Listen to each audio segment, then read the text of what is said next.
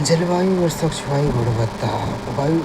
जलवायु और स्वच्छ वायु गठबंधन CCAC। जलवायु और स्वच्छ वायु गठबंधन एक स्वैच्छिक वैश्विक साझेदारी है जिसकी स्थापना वर्ष 2012 में की गई थी। ये विश्व में 160 से अधिक देशों, भारत सहित अंतर सरकारी संगठनों और गैर सरकारी संगठनों की एक अनूठी पहल है जिसका उद्देश्य जलवायु तथा वायु प्रदूषण से निपटने के लिए एक एकीकृत दृष्टिकोण को अपनाना एवं उसे बढ़ावा देना है। देश में अल्पकालिक वायु प्रदूषण SLCP को तेजी से कम करना है। तेजी से तापमान की दर को कम करके 1.5 डिग्री सेल्सियस वैश्विक तापमान सीमा के लक्ष्य को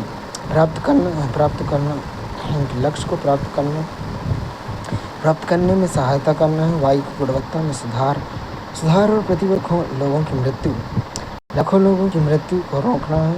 खाद्य सुरक्षा, फसल की हानि को कम करना है। ऊर्जा दक्षता और सार्वजनिक स्वास्थ्य जैसे विकास लक्ष्यों का समर्थन करना है। अल्पकालिक जलवायु प्रदूषक SLCP ऐसे शक्तिशाली प्रदूषक है जो वायुमंडल में कार्बन डाइऑक्साइड CO2 में तीव्रता से कम समय तक कुछ दिनों से लेकर दशकों तक रहते हैं, लेकिन इनकी वैश्विक तापन क्षमता बहुत अधिक होती है। लक्षित अल्पकालिक जलवायु प्रदूषक में मीथेन CH4 मुख्य स्रोत में जीवाश्म ईंधन उत्पादन, कृषि, पशुपालन, धान की खेत, अपशिष्ट क्षेत्र, लैंडफिल प्रभाव CO2 के बाद दूसरी सबसे महत्वपूर्ण ग्रीनहाउस गैस ओजोन का निर्माण करती है। मीथेन ब्लैक कार्बन कालिख में जीवाश्म और बायोगैस का पूर्ण दहन, डीजल वाहन, घरों के खाना पकाने, खुली कृषि जलायन से अत्यधिक तापमान प्रभाव सूर्य के प्रकाश को अवशोषित करता है। PM 2.5 का एक घटक है जो स्वास्थ्य के लिए हानिकारक है। Hydrofluorocarbon HFC and air conditioning, refrigeration, foam और एरोसॉल शक्तिशाली ग्रीनहाउस गैस जिसकी तापन क्षमता CO2 से 1000 गुना अधिक है। क्षोभमंडलीय ओजोन O3 इसका एक प्राथमिक प्रदूषक नहीं है, बल्कि सूर्य के प्रकाश की उपस्थिति में मीथेन और NO2 की रासायनिक प्रतिक्रिया को बनती है। यह एक हानिकारक वायु प्रदूषक है। ग्रीनहाउस गैस दोनों है जो फसलों को हानि पहुंचाती है।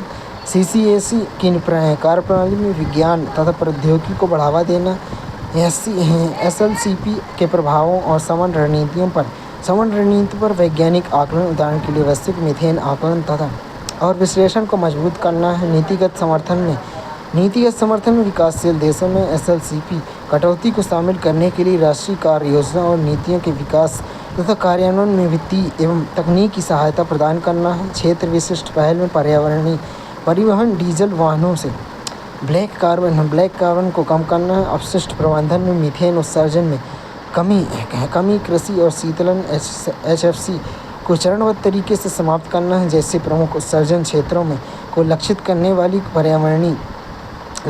वाली परियोजनाओं का वित्त पोषण तथा नेतृत्व करना है। रणनीतिक नेतृत्व में ग्लोबल मीथेन प्लेज जैसे अंतर्राष्ट्रीय प्रयासों के लिए सचिवालय रूप में कार्य करना है, जिसका लक्ष्य 2030 तक वैश्विक मीथेन उत्सर्जन में वर्ष 2020 के स्तर में 30% तक कम करना है। बेसेल कन्वेंशन मुख्य पूरा नाम खतरनाक अपशिष्टों के सीमा पार आवागमन और निपटान के नियंत्रण पर बेसल कन्वेंशन अंगीकरण 1989 बेसल स्विट्जरलैंड में लागू 1992 में हुआ। मुख्य देश विकसित से विकासशील देशों में खतरनाक अपशिष्टों के सीमा पारगमन को कम करना है। खतरनाक अपशिष्टों के उत्पादन में कमी और पर्यावरण की दृष्टि से सुरक्षित निपटान सुनिश्चित करना है। मुख्य प्रावधान में सूचित सहमति खतरनाक अपशिष्टों के सीमा पार आवागमन की अनुमति तभी दी जाती है जब निर्यात करने वाले देश को आयात करने वाले और पारगमन देशों के लिखित सहमति प्राप्त हो। अपशिष्ट न्यूनीकरण खतरनाक अपशिष्टों के उत्पादन को स्रोत क्षेत्र पर ही कम करने पर बल देना है। ई-अपशिष्ट पर हाल ही में वर्षों से ई-अपशिष्ट की सीमा पार डंपिंग को नियंत्रित करने के लिए विस्तारित है। रॉटरडम रॉटरडम कन्वेंशन पूरा नाम अंतर्राष्ट्रीय व्यापार में खतरनाक रसायनों और कीटनाशकों के लिए पूर्व सूचित सहमति प्रक्रिया पर रॉटरडम कन्वेंशन अंगीकरण 1998 में रॉटरडम नीदरलैंड में लागू हुआ। 2004 में मुख्य उद्देश्य खतरनाक रसायनों कीटनाशकों के अंतर्राष्ट्रीय व्यापार में साझा उत्तरदायी सहयोगात्मक प्रयासों को बढ़ावा देना। मुख्य प्रावधान में PIC प्रक्रिया उन सूचीबद्ध रसायनों को लागू करना जिसका व्यापार पूर्व सूचित सहमति प्रक्रिया के तहत होता है। निर्णय और अधिकार में PIC सूची में शामिल रसायनों के आयात पर प्रतिबंध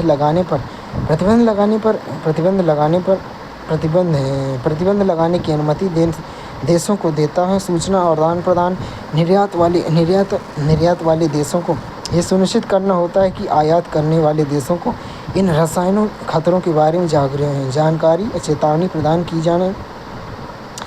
की गई है। स्टॉकहोम कन्वेंशन पूरा नाम स्थायी कार्बनिक प्रदूषकों POP पर रॉटरडम कन्वेंशन अंगीकरण 2001 में लागू। 2004 में स्टॉकहोम स्वीडन में मुख्य उद्देश्य मानव स्वास्थ्य और पर्यावरण को प्रभावी हैं स्थायी कार्बनिक प्रदूषकों POP से सुरक्षित करना। POP वे रसायन हैं जो पर्यावरण में लंबे समय तक बने रहते हैं, भौगोलिक रूप से बृहद क्षेत्र में वितरित और सजीवों में वायुयुक्त ऊतकों में जमा होकर मनुष्यों सहित वन्य जीवों के लिए विषाक्त होते हैं। मुख्य प्रावधान में वनोन्मूलन या प्रतिबंध सूचीबद्ध POP उदाहरण के लिए DDT PCB के उत्पादन तथा उपयोग को चरणबद्ध तरीके से समाप्त या प्रतिबंधित करना है। उत्सर्जन में कमी अनैच्छिक रूप से उत्पन्न होने वाले POP जैसे डाइऑक्सिन और फ्यूरॉन के उत्सर्जन को कम करने के लिए सर्वश्रेष्ठ उपलब्ध तकनीकों तथा सर्वश्रेष्ठ पर्यावरणीय प्रथाओं का उपयोग करना है। सुरक्षित प्रबंधन POP युक्त पदार्थों तथा अपशिष्टों का पर्यावरण की दृष्टि से उचित प्रबंधन सुनिश्चित करना है। वायु प्रदूषण निवारण नियंत्रण अधिनियम 1981 भारत की संसद द्वारा देश में वायु प्रदूषण रोकथाम नियंत्रण उपशमन के उद्देश्य से बनाया गया एक महत्वपूर्ण कानून है जो भारत में पर्यावरणीय विनियामक ढांचे के प्रमुख आधारशिला में से एक है। जल प्रदूषण निवारण नियंत्रण अधिनियम 1974 भारत में जल प्रदूषण से निपटने के लिए बनाया गया पहला प्रमुख कानून है। इसका मुख्य उद्देश्य विभिन्न जल स्रोतों यथा तालाब, नहर, कुओं आदि की स्वच्छता बनाए रखना या बहाल करना और जल प्रदूषण के निवारण नियंत्रण अपशमन के लिए प्रावधान करना है। पर्यावरण संरक्षण अधिनियम 1984 की भोपाल गैस त्रासदी की पृष्ठभूमि में पारित किया गया है जिसका उद्देश्य केंद्र सरकार को पर्यावरण प्रदूषण को रोकने नियंत्रण के लिए व्यापक शक्तियाँ प्रदान करना था। केंद्रीय प्रदूषण नियंत्रण बोर्ड भारत सरकार का एक सांविधिक संगठन है जो पर्यावरण मंत्रालय के अधीन कार्य करता है। राज्य प्रदूषण नियंत्रण बोर्ड भारत में पर्यावरण विनियमन तंत्र की आधारशिला है। ये संबंधित राज्यों संग्रह क्षेत्रों में PCC प्रदूषण नियंत्रण समिति के भीतर पर्यावरण कानूनों और उल्लंघनों को लागू करने के लिए अधिकृत सांविधिक निकाय है। राष्ट्रीय वायु गुणवत्ता सूचकांक NAQI जिसे आमतौर पर AQI कहा जाता है, ये संख्यात्मक पैमाना है जिसमें केंद्रीय प्रदूषण नियंत्रण बोर्ड CPCB द्वारा विकसित किया गया है। राष्ट्रीय स्वच्छ वायु कार्यक्रम NCAP भारत सरकार द्वारा जनवरी 2019 में शुरू की गई एक राष्ट्रीय पहल है। यह देश में वायु गुणवत्ता की समस्या को व्यापक और समयबद्ध तरीके से निपटने के लिए एक दीर्घकालिक बहुक्षेत्रीय रणनीति है। गोथेनबर्ग प्रोटोकॉल 1979 में दीर्घकालिक सीमा पार वायु गुणवत्ता पर कन्वेंशन CLRTAP का एक भाग है। इसे प्रायः बहुप्रभाव प्रोटोकॉल मल्टी इफेक्ट प्रोटोकॉल कहा जाता है जिसका मुख्य उद्देश्य एक साथ कई पर्यावरणीय समस्याओं का निपटान करना है।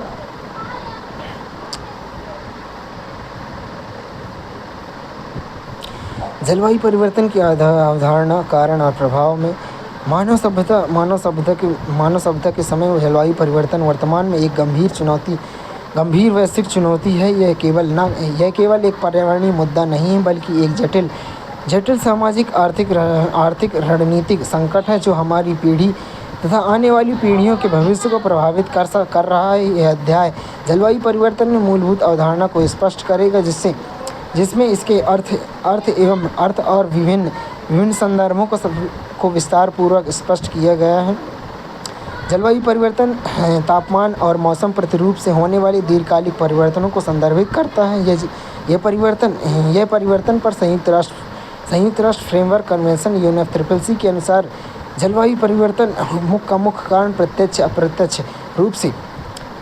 अप्रत्यक्ष रूप से होने वाली मानवीय गतिविधियों जो प्राकृतिक जलवायु परिवर्तन के अलावा वैश्विक वातावरण संगठन में महत्वपूर्ण परिवर्तन लाती है।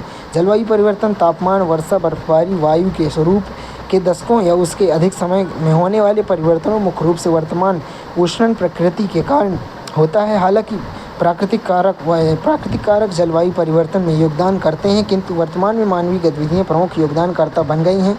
वैश्विक तापन, ग्लोबल वार्मिंग, जलवायु परिवर्तन पर अंतर सरकारी पैनल IPCC वैश्विक तापन ग्लोबल वार्मिंग को पृथ्वी की जलवायु प्रणाली के औसत तापमान में वृद्धि के रूप में परिभाषित करता है, जो समुद्र के तापमान, हिम परतों, समुद्र के जल स्तर आदि को नकारात्मक रूप से प्रभावित करता है। मुख्य रूप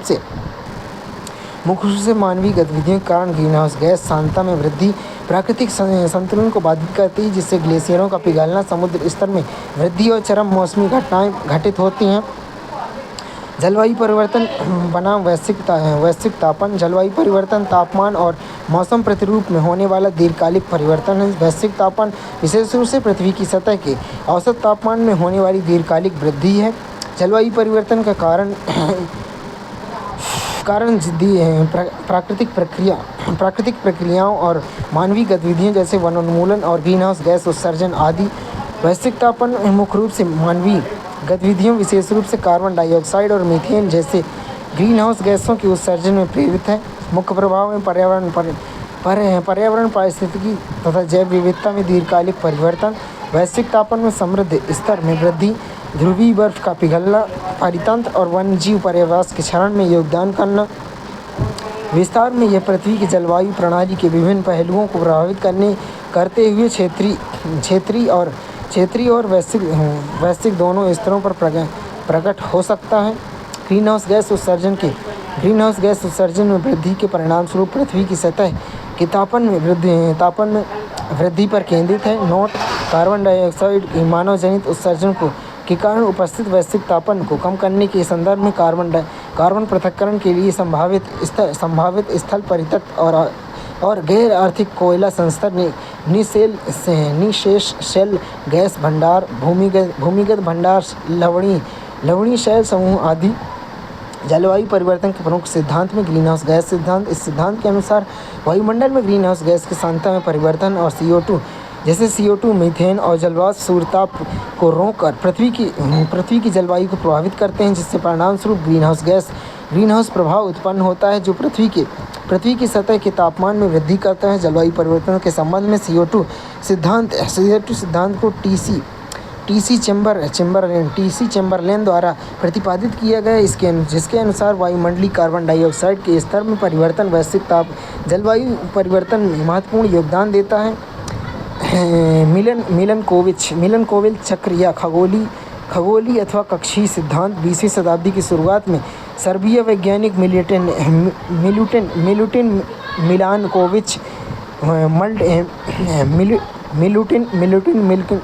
मिलानकोविच द्वारा प्रस्तावित इस सिद्धांत के अनुसार पृथ्वी की कक्षा में परिवर्तन, कक्षीय झुकाव और घूर्णन पृथ्वी पर प्राप्त सौर विकिरण के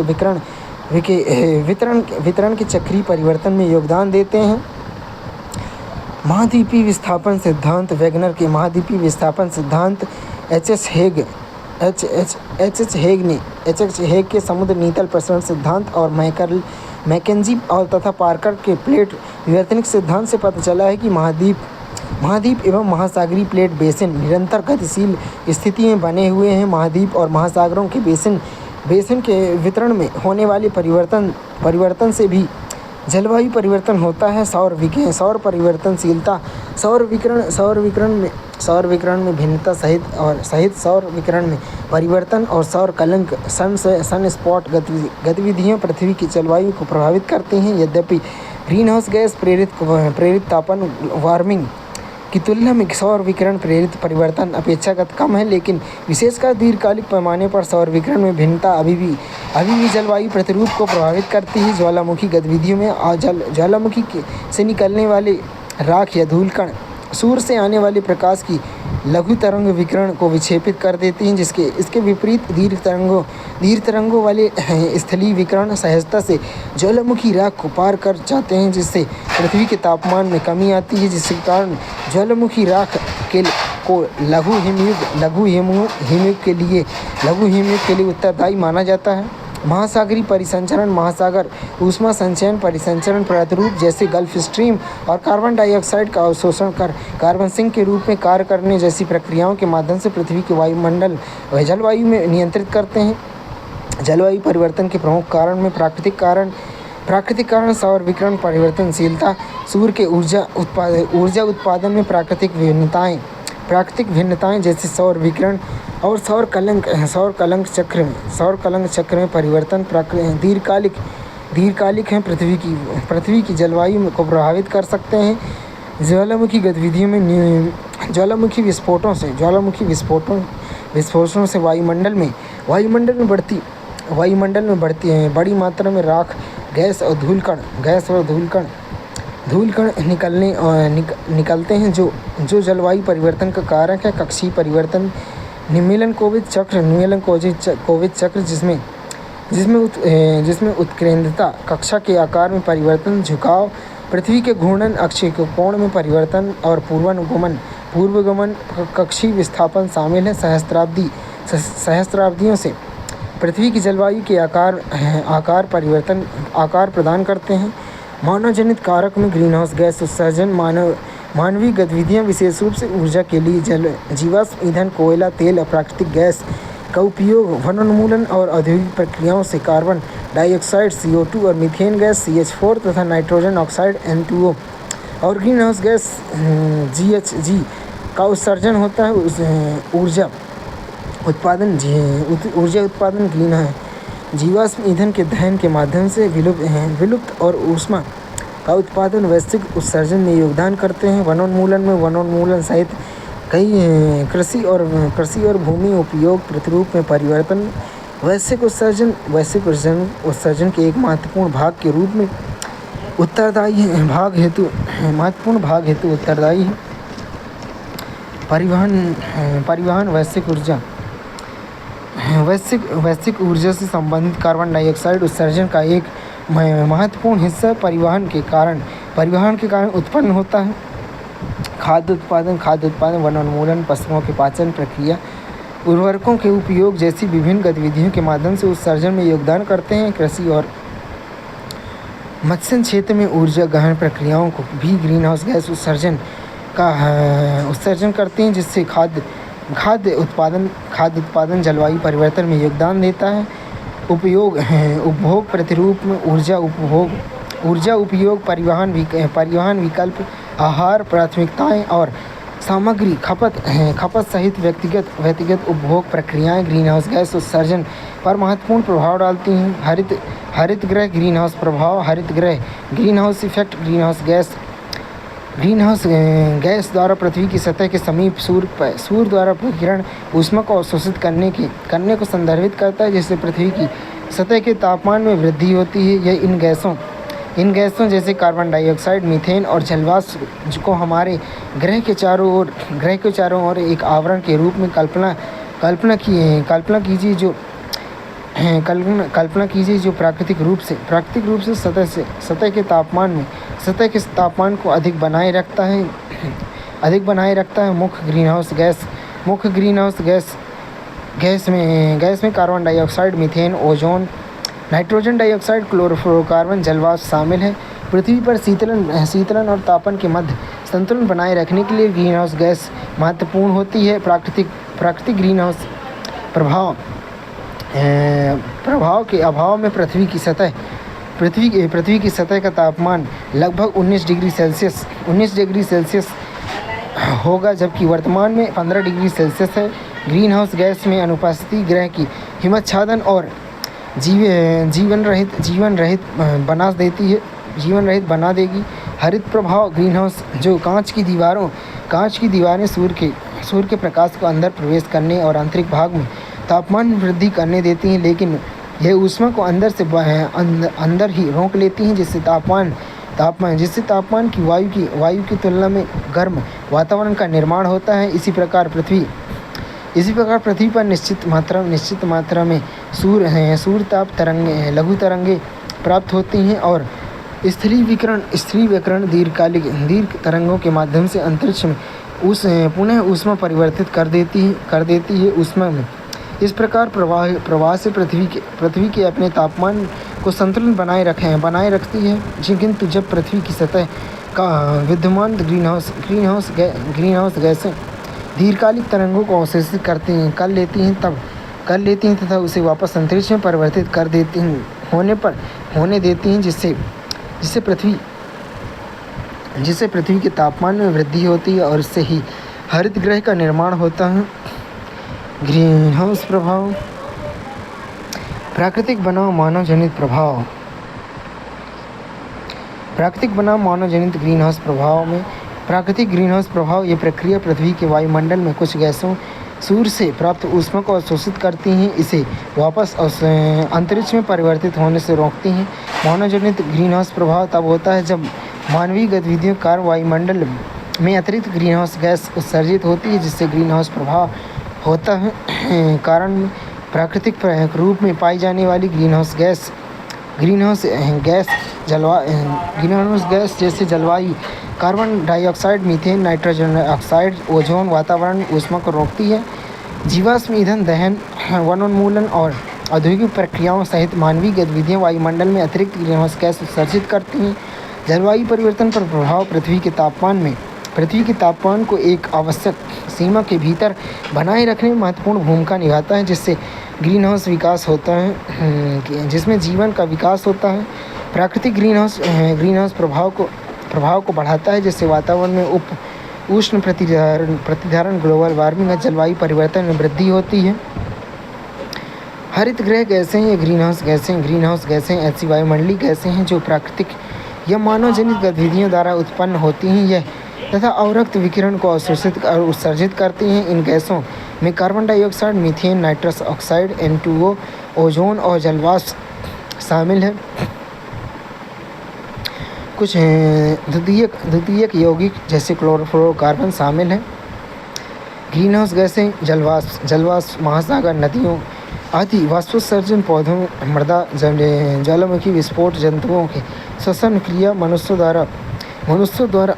द्वारा सीधे उत्सर्जित नहीं होते। निष्कासन में वर्षण, संघनन, निक्षेपण, उत्पादन जीवन काल में 1 दिन से लेकर 1 सप्ताह तक। कार्बन डाइऑक्साइड, CO2, महासागर श्वसन, ज्वालामुखी विस्फोट, जीवाश्म ईंधन का दहन, परिवहन, कृषि, पशुधन, चावल की खेती, मानवीय गतिविधियों, कार्बन पृथक्करण, महासागरीय अवशोषण, कार्बन संश्लेषण, रासायनिक अपशमन। ग्लोबल वार्मिंग पोटेंशियल 1 है। जीवन काल 50 से 200 वर्ष है। मीथेन, आर्द्रभूमि, पशुधन, खाद्य, महासागर, आंतरिक किण्वन, जुगाली करने वाले पशुओं में सूक्ष्म जीव, पाचन, बायोमास दहन गतिविधियाँ, मानवीय गतिविधियाँ, कृषि उद्योग, अम्लीकरण, मृदा द्वारा अवशोषित, मृदा द्वारा अंतर्ग्रहण, रासायनिक सिंक, समतापमंडलीय हानि, पराबैंगनी विकिरण द्वारा प्रकाश अपघटन।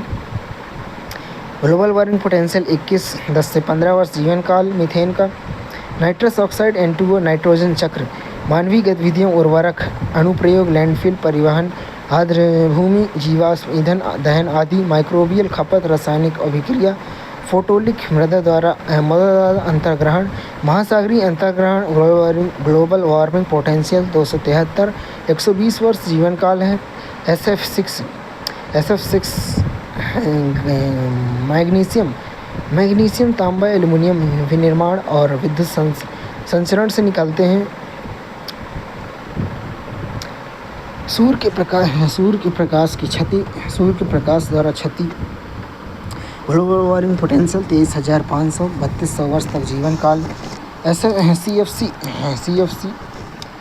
CFC methane, CFC12, CCl2, F2, औद्योगिक उत्पाद, रेफ्रिजरेट, एरोसोल, मानवीय अभिक्रिया से सूर्य प्रकाश है। सूर्य के प्रकाश रासायनिक सूर्य के प्रकाश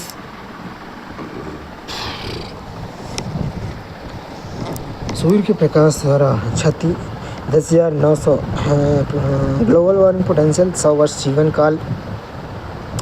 CF4 औद्योगिक प्रक्रियाओं सीमित प्राकृतिक स्रोत से 7,390 ग्लोबल वार्मिंग पोटेंशियल 50,000 वर्षों तक जीवन काल। HCFC 22 CHClF2 औद्योगिक क्रियाओं सीमित प्राकृतिक स्रोत से वातावरण में विघटन 1810 ग्लोबल वार्मिंग पोटेंशियल 12 वर्ष का जीवन काल। वैश्विक तापन संभावता ग्लोबल वार्मिंग पोटेंशियल GWP यह मापती है कि कार्बन डाइऑक्साइड CO2 की तुलना में ग्रीन हाउस गैस एक विशिष्ट अवधि आमतौर पर 100 वर्षों में वातावरण में कितने तापमान को रोक कर रखती है। यह एक सापेक्ष पैमाना है जिसकी परिभाषा के अनुसार CO2 का global warming potential global warming potential GWP एक निर्दिष्ट समय सीमा के भीतर ग्लोबल वार्मिंग में योगदान करने की अपनी क्षमता के आधार पर विभिन्न ग्रीन हाउस गैसों की तुलना में सहायक होता है। जलवायु परिवर्तन और वैश्विक तापन के कुछ प्रमाण उदाहरण में वैश्विक औसत तापमान में वृद्धि IPCC की छठी मूल्यांकन रिपोर्ट AR6 के अनुसार 1850 से 2019 के बीच वैश्विक औसत सतह तापमान में लगभग 1.07 पर डिग्री सेल्सियस की वृद्धि हुई है। मानवीय योगदान 20 वर्ष से 20वीं शताब्दी के उत्तरार्ध में हुई अधिकांश वार्मिंग की मानवीय गतिविधि प्रमुख रूप से उत्तरदायी है। सर्वाधिक गर्म वर्ष 2023 तक अब तक का सबसे गर्म वर्ष रहा है, जिसका वैश्विक औसत तापमान 14.98 डिग्री सेल्सियस दर्ज किया गया है, जो पिछले रिकॉर्ड से 0.17 डिग्री सेल्सियस अधिक था। पिघलते ग्लेशियर और बर्फ़ की चादरें ग्लोबल हैं।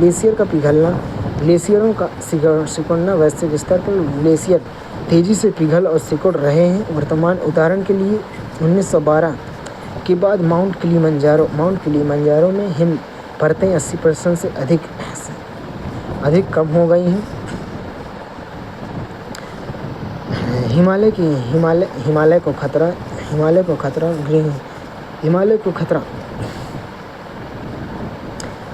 विशेषज्ञों का अनुमान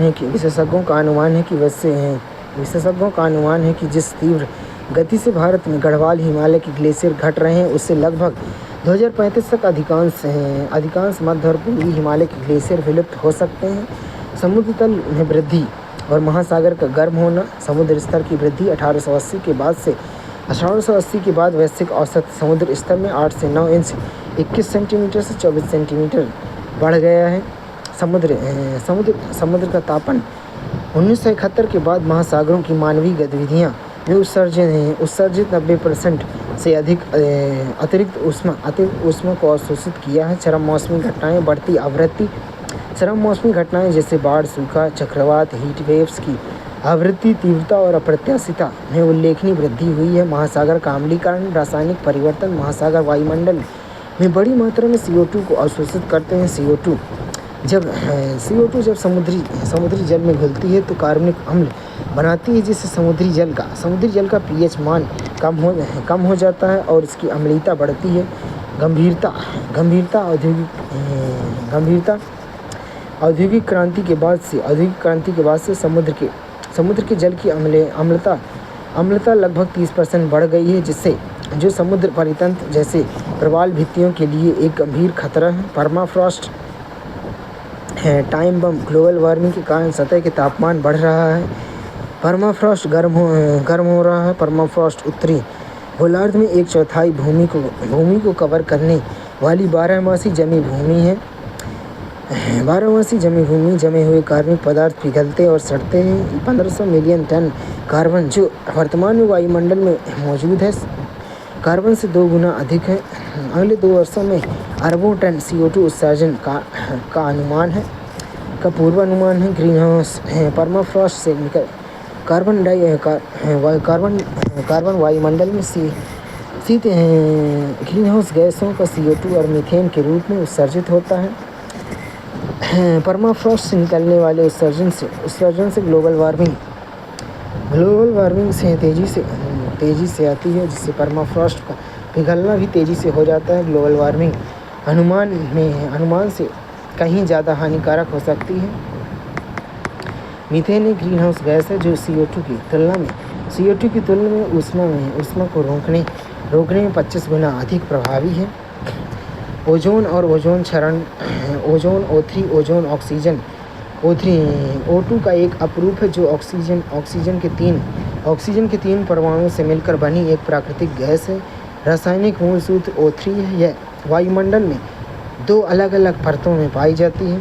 समताप मंडल में स्ट्रेटोस्फीयर में अच्छी ओजोन गुड ओजोन सूर्य से आने वाली हानिकारक पराबैंगनी विकिरण UV को अवशोषित करके पृथ्वी पर जीवन की रक्षा करती है। महत्व जीवन के लिए अत्यंत आवश्यक है। क्षोभ मंडल ओजोन ट्रोपोस्फीयर ओजोन खराब ओजोन बैड ओजोन यह वायु प्रदूषक है जो धुंध स्मोक के निर्माण में योगदान देता है और मानव स्वास्थ्य के लिए हानिकारक है। प्रदूषणकारी गैस है यह। ओजोन क्षरण से तात्पर्य समताप मंडल में ओजोन परत की मोटाई में कमी से है, जिसका कारण ओजोन क्षयकारी पदार्थ ODS है। मुख्य कारण क्लोरोफ्लोरोकार्बन CFC जिन्हें फ्रियोन भी कहा जाता है। प्रमुख ओजोन क्षयकारी पदार्थ ODS हैं। CFC उपयोग प्लास्टिक फोम के निर्माण में कुछ विशिष्ट इलेक्ट्रॉनिक अवयवों की सफाई करने तथा एरोसोल कैन में दाबकारी एजेंट के रूप में किया जाता है। प्रक्रिया में CFC वायुमंडल में उत्सर्जित होने के बाद तापमान मंडल तक पहुंच जाते हैं। समताप मंडल में शक्तिशाली अल्ट्रावायलेट विकिरण CFC को विकसित करके क्लोरीन मुक्त मूलक Cl फ्री रेडिकल्स का निर्माण करते हैं। यह क्लोरीन कण उत्प्रेरक के रूप में कार्य करते हुए ओजोन के अणुओं को तोड़कर O2 में बदल देते हैं, जिससे ओजोन परत का ह्रास या क्षरण होता है। ओजोन क्षयकारी पदार्थ में क्लोरोफ्लोरोकार्बन CFC संबंधित क्षेत्र refrigerator foam polymer blowing agent halons में सुवाह अग्निशामक portable fire extinguisher hydrofluorocarbon CFC के विकल्प प्रशीतक फोम मिथाइल ब्रोमाइड में कृषि के धूम्रक फ्यूमिजाइंट कीट नियंत्रक कार्बन टेट्राक्लोराइड में औद्योगिक फीडस्टॉक विभिन्न उद्योग नाइट्रोजन ऑक्साइड NOx औद्योगिक उत्सर्जन कृषि उर्वरक थर्मो न्यूक्लियर विस्फोट अंटार्कटिका में ओजोन छिद्र के कारण और अंटार्कटिका में ओजोन छिद्र का अधिक गहरा होने के कारण विशिष्ट मौसम विज्ञान और रासायनिक स्थितियाँ ध्रुवीय समताप मंडलीय बादल PCS ध्रुवीय समताप मंडलीय बादल PCS अंटार्कटिका में पाई जाने वाली समताप मंडलीय वायुमंडल परत का तापमान अत्यधिक निम्न होता है, जिससे लगभग 20 किलोमीटर की ऊंचाई पर ध्रुवीय समताप मंडलीय बादल PSC का निर्माण होता है। ये बादल ODS से क्लोरीन मुक्त करने के लिए रासायनिक अभिक्रिया के लिए सतह प्रदान करते हैं। स्थायी ध्रुवीय भंवर पोलर वोर्टेक्स अंटार्कटिक भंवर बसंत ऋतु से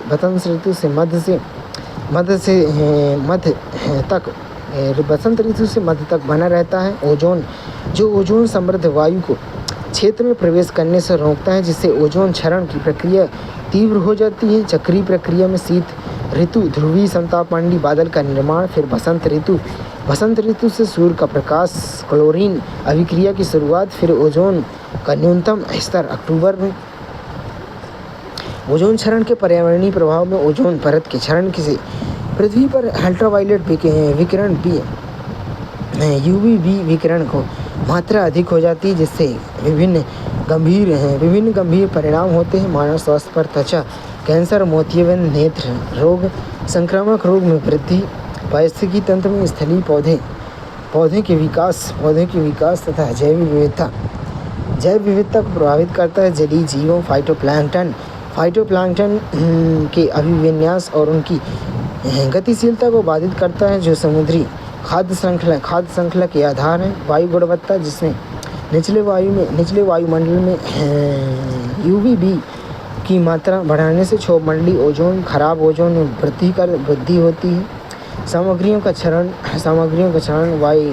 बाह्य वायु पेंट प्लास्टिक के जीवन काल को कम करता है। ओजोन परत संरक्षण ओजोन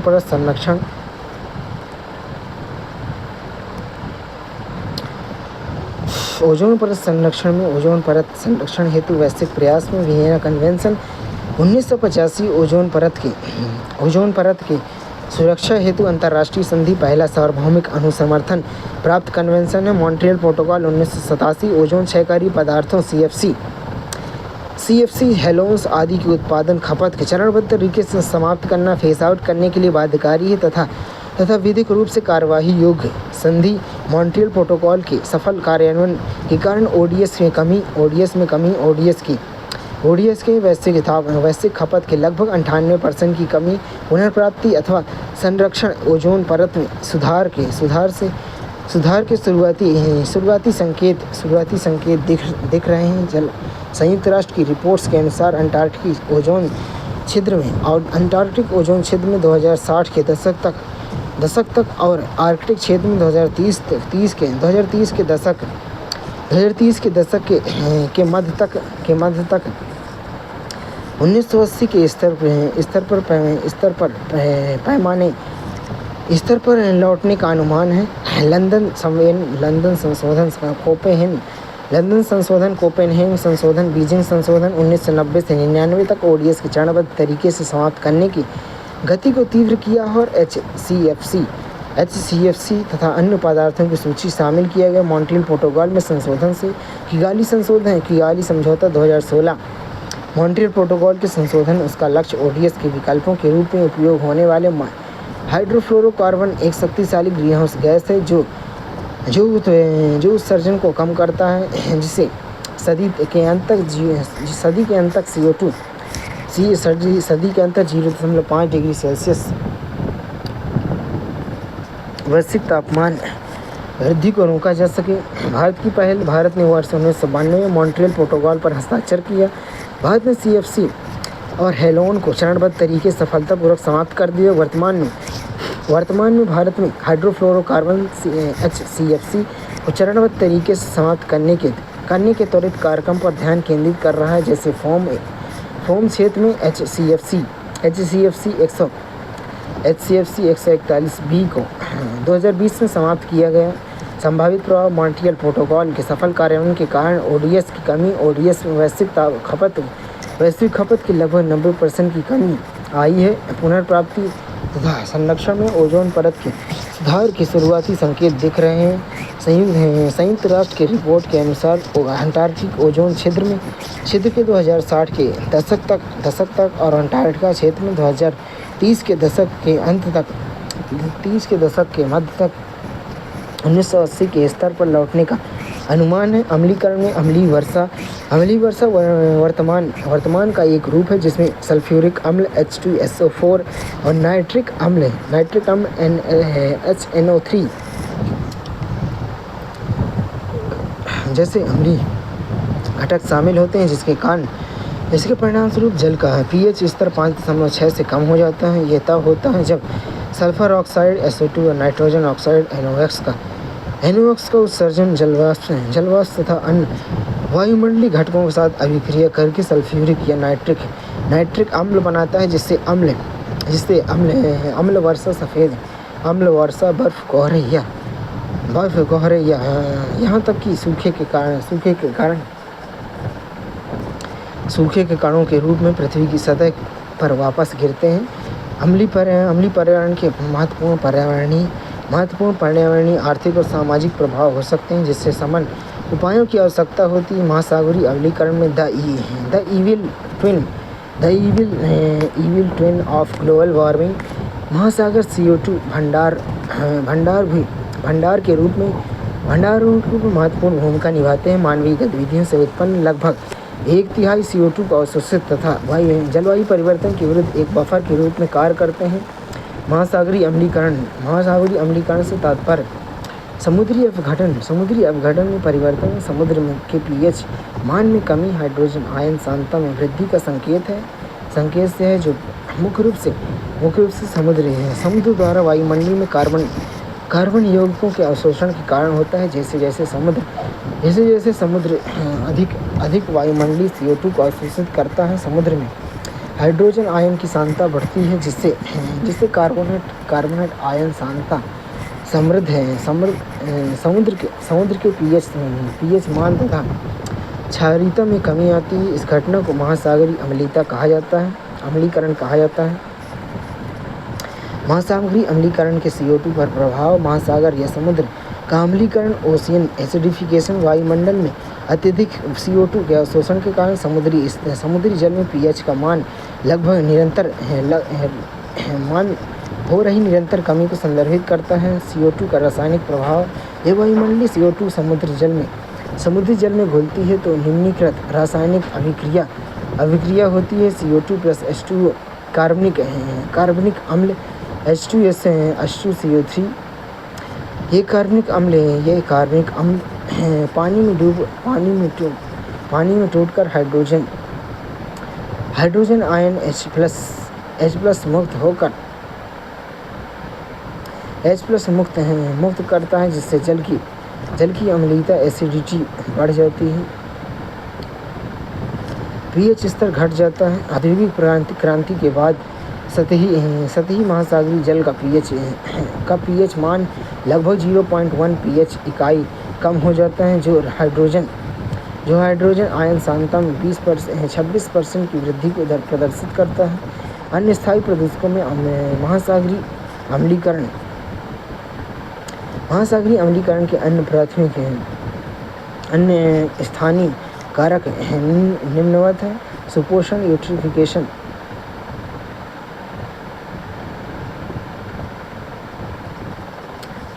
यूट्रिफिकेशन सुपोषण, कृषि अपवाह के तटीय जलीय जीवों की संख्या में वृद्धि, जिससे सूर्य प्रकाश जीवों तक नहीं पहुंच पाता है, जिससे उनकी मृत्यु हो जाती है। प्रवालों की मृत्यु और विघटन होने पर CO2 उत्सर्जन होता है, जिससे स्थलीय pH स्तर में कमी आती है। अम्लीय वर्षा, इसका प्रभाव वैश्विक स्तर पर कम है, लेकिन स्थानीय तटीय परितंत्रों पर अधिक गंभीर हो सकता है। महासागरीय अम्लीकरण के प्रभाव में कैल्सिफिकेशन में बाधा, कोर समुद्री जीवों का खतरा मुख्य समस्या। CO2 के कारण pH मान में कमी आती है, जब कार्बोनेट आयनों की सांद्रता घट जाती है। प्रभाव में प्रवाल कोरल, सीप, मोलस्कस, क्रस्टेशियंस और कुछ प्लवक जैसे कैल्सीफाइंग चूना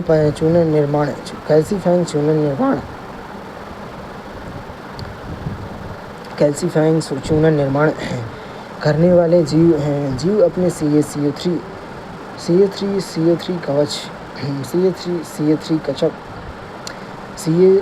CO3 कवच और कंकाल के निर्माण के लिए इन कार्बनिक आयनों पर निर्भर होते हैं। इनकी कमी से इन जीवों के कवच कमजोर होता है, जिससे वे शिकार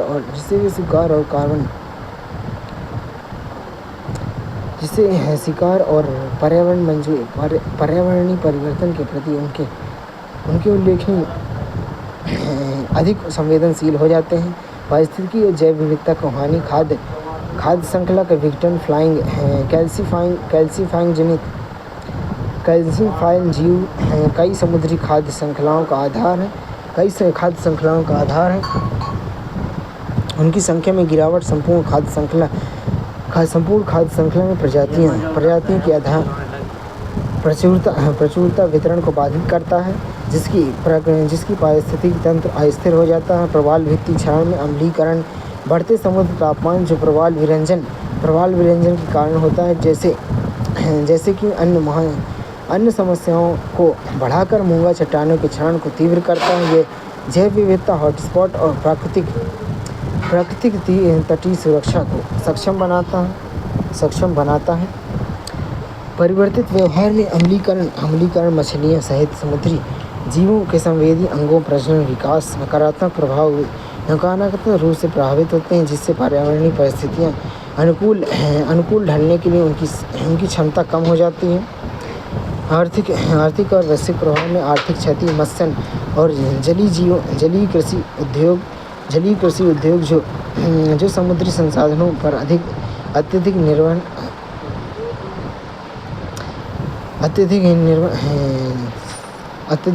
है।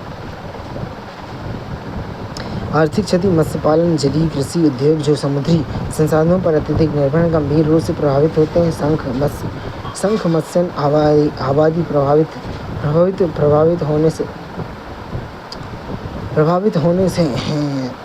होने से तटीय समुदायों के लिए आर्थिक क्षति तथा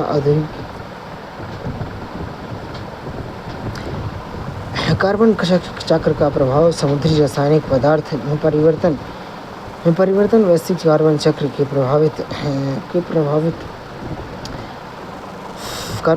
को प्रभावित करता है। अम्लीकरण समुद्रों के जल में CO2 को घुलनशीलता में परिवर्तित करता है और दीर्घकालिक कार्बन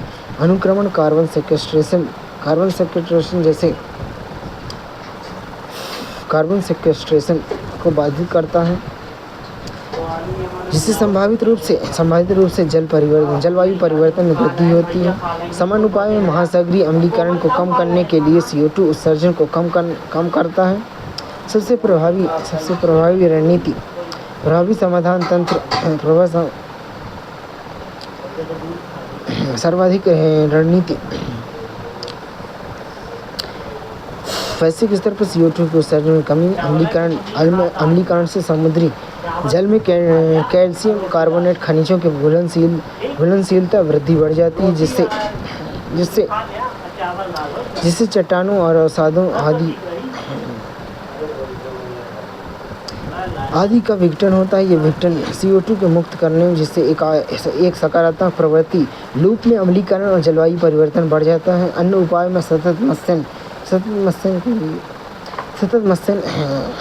मत्स्य प्रबंधन को लागू करना, तटीय पर्यावासों की रक्षा करना, पोषक तत्व प्रदूषण को कम करना है। समुद्री संरक्षित क्षेत्रों को बढ़ावा देना, अनुसंधान और निगरानी के निवेश एवं अंतर्राष्ट्रीय सहयोग को बढ़ावा देना है।